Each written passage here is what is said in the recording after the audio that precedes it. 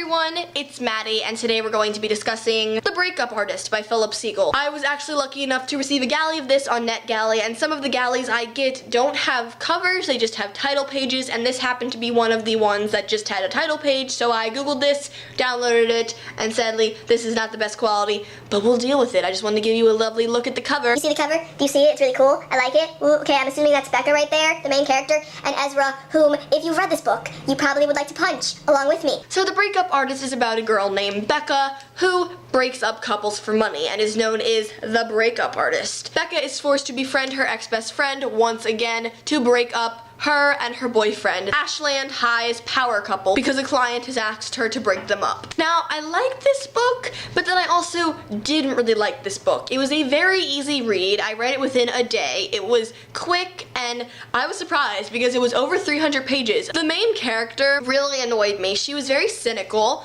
She was extremely anti-love, and I love the idea of love and all those blah blah blah princess fall in love fairy tale moments I love. Though sometimes cheesy in films and books, I'm okay with that. Love is love and love is wonderful. The main character in this book is extremely anti-love because her sister's fiance left her 6 hours before their wedding. And yes, that's very scumbaggy, but the main character automatically assumed that every man in every relationship she saw was a scumbag because her sister's fiance happened to have been a scumbag. She just assumed everyone was probably a terrible person, even though what she was doing as the breakup artist is a terrible thing. She thinks she's doing it for the right reasons because she was defending the girl who was pushed away by her best friend who was in a relationship. And so I can see where she thinks she's doing it for the greater good. I was also really annoyed with a certain thing the main character did a little more than halfway through the book. She did a thing that completely contradicted her views in the beginning of the book, and she did this thing instantaneously, like without thought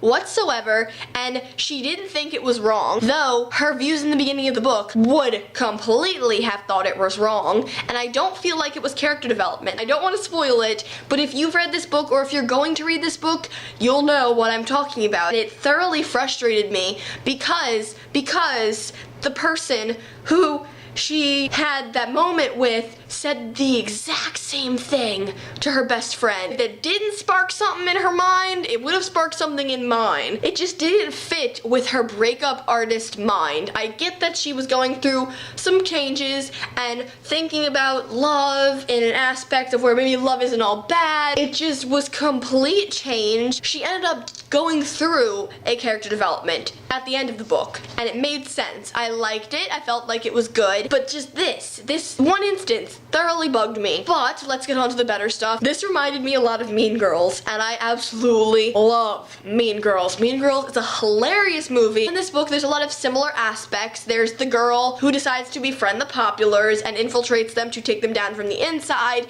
and then she slowly sort of becomes a popular herself. Then usually she messes it up, and the entire school hates her, and then she reconciles it in a way. I like the similarities between the two. There was even a dance thing. I like the similarities. It didn't feel like it was copying per se because the main character was a lot less optimistic than Katie was. This had a very humorous tone like Mean Girls did, and I liked the humorous tone of this to offset the pessimistic voice that the main character had. I also liked the thing that the main character Becca did at the end of the book, and I'm not going to tell you what she did at the end of the book because that'd be spoiling, but it was so cute. I was really glad she did that for Steve and that other girl whose name I can't recall right now. I liked the parts where she was sort of becoming real friends again with her ex-best friend because they were clicking, and you could see that there was still some friendship there even though her ex-best friend had been driven slightly mad by popularity. Overall, I would give The Breakup Artist a 3.25 out of 5 stars